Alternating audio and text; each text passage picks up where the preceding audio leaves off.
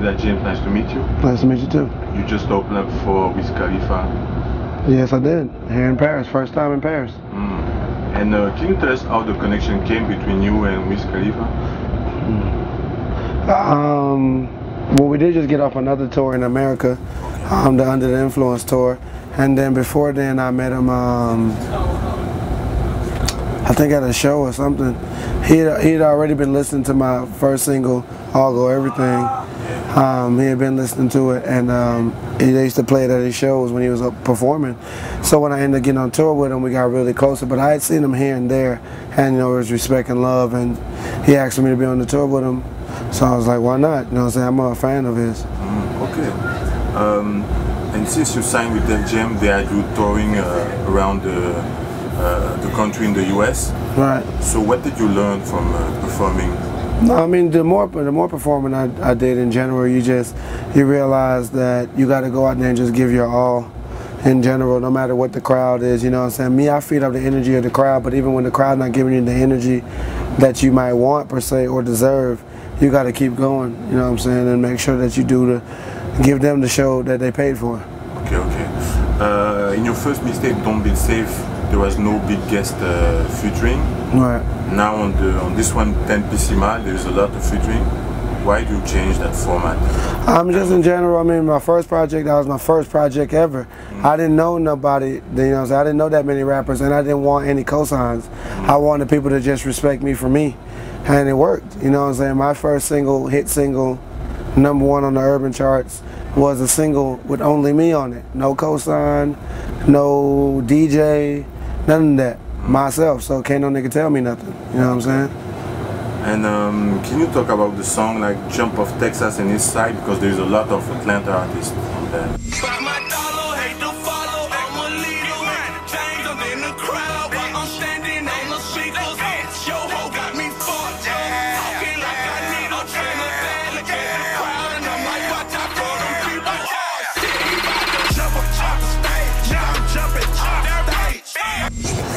Jumping Off Texas, in East Side.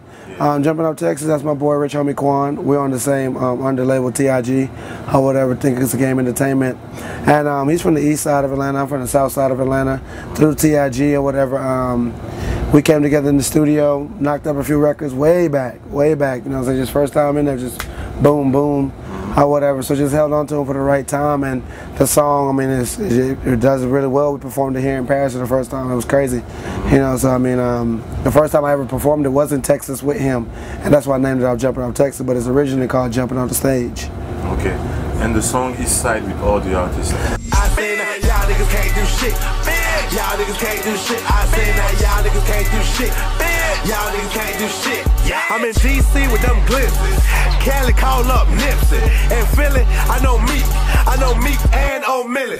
That was just a gradual thing. The same day I met him, the same day I met everybody almost. I went, met Gucci Mane. Then the next day came back, Gucci Mane introduced me to Scooter. Gucci Mane called Alley Boy on the phone like, Alley, you should do this song. Or whatever, he did it in Childish Gambino. I met him in LA for the first time. And ever since then we had each other's number and just been cool. And when he heard the track, he's from the east side of Atlanta also. He was like, dude, I want in on this. He killed it, murked it. Is that a coincidence that all you guys are from Atlanta on that song? I mean, I'm big on my city. So I tend to, before I go venture out and go work with everybody else, I'm gonna make sure I do the right things in my city first. You know, so that's what it is for me. And that side of Atlanta, I never really grew up over there, so I wanted to just show some respect to that side of Atlanta by putting all these big dogs on the east side on one song, just to respect, you know what I'm saying? Okay. And how did it feel when you had Jeezy, 2 Chainz, and T.I. on your official remix? Pop the molly, I'm guessing. Throwing the pussy, I'm catching. 2, 3 with the silencer. You more rock that shit with the flies first. All go like my tap. Holes all in my fat. Going to kill the gold remix. A nigga don't like it, goddamn.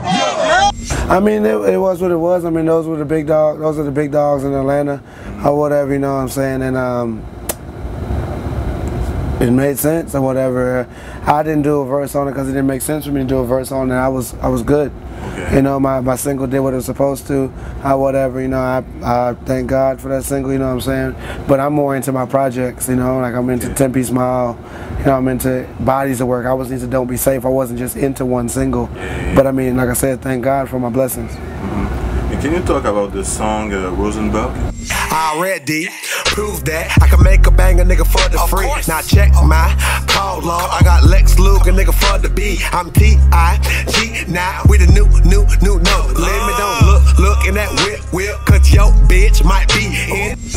Yeah, Rosenbergs was a song I made a minute ago. I made it like last year when it was just the realization of what goes on out here in the world when your situation changed. Like when you go from the interviewer to the person getting interviewed. You know what I'm saying? The situation kind of changes.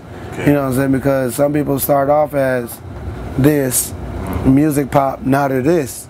So some people, the world only sees you as this, but the people who know you from this, sometimes they don't know how to take you as this, or whatever. So Rosenbergs I named it Rosenbergs from the aspect of that's how I feel about people who are closed-minded. You're being a Rosenberg or whatever. You're not listening to the music before you're making a judgment. You're just judging. Like the radio personality from Lot 97. Exactly. Okay.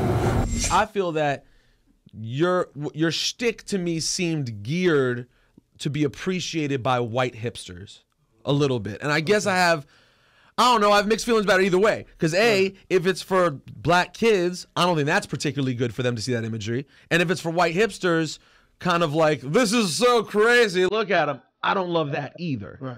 So, I mean, listen, it's not for me. Like, that record, at least, I'm not judging all your body of work. That record ain't for me. You know what I'm saying? So, I mean, that was all tighter, and now me and him are really good, you know what I'm saying? We're really good chums. Or whatever, you know, I have respect for him, he has respect for me. I met his wife recently, last weekend I think I met his wife, or whatever, you know, it's all love. You know, I mean, it was all love after the day of the interview, but the world doesn't see that. The world only, they see what you show on YouTube, you know what I'm saying? So, it is what it is. And at the end of the song, you say, kind of ironically, like, what do I know, I'm just a one-hit wonder. Right. How does it feel when people typecast you like a one-hit wonder? I mean, it's a smack in the face or whatever, because I felt like my first 10 songs was hits. All of them, people just decided to buy into one, because that's the one I put the visual for, but all my visuals are strong. It's just you never seen somebody you didn't know before go so hard, be that artistic, be themselves. You know, people are scared of unique or different. You know, different scares you. Like, oh, what's that? You know what I'm saying? But I mean, that's what I am, that's what I do, that's what I continue to do, and I'm just going to do me. You either get with it or don't get with it. I don't give a damn.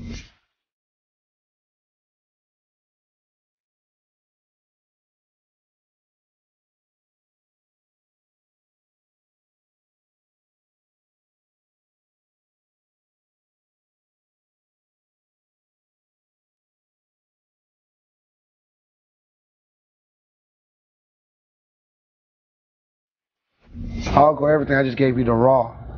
And hope that you would understand it.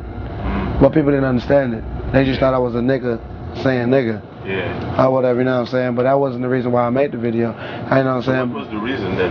I mean, the reason why I made the video is to show you that you can be yourself, where I was dressed as I was dressed, and that's just me being me with any race of people.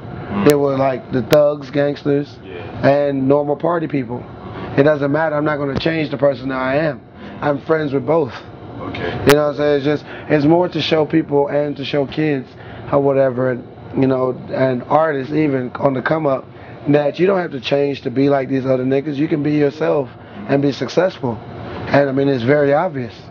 You know what I'm saying? So today it's your birthday? Yeah.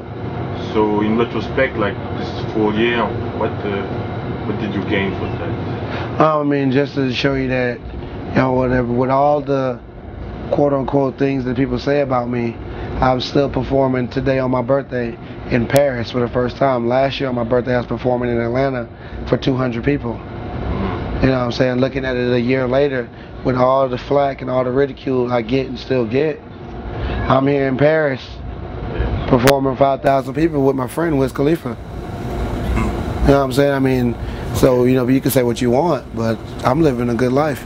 And I know it's maybe quite a bit frustrating, but do you understand the backlash that people like, they know that you've been rapping only for 1 year, and there is a lot of rappers who've been struggling for 10 years, they don't have a shot, they don't have a deal.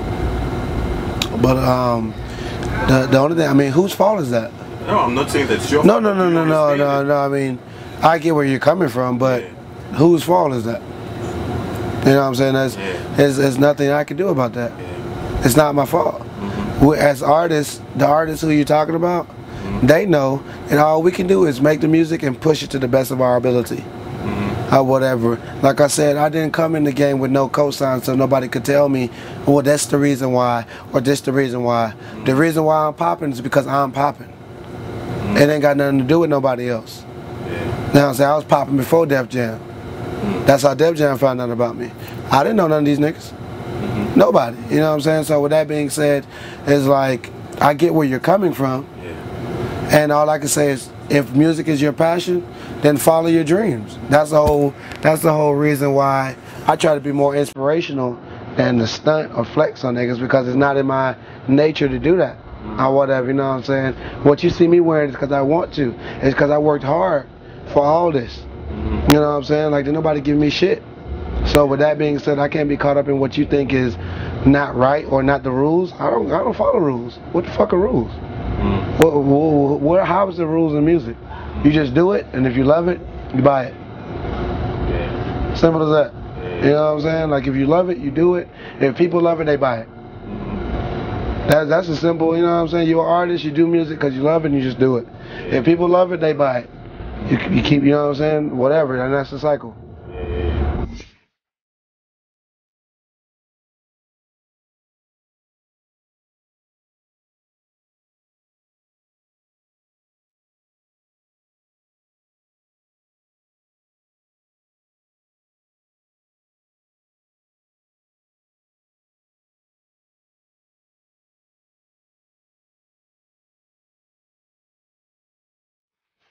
Hey, it's your boy Trinidad James, man, and a big shout out. Make sure kids to always dream, believe, turn up, Booska-p.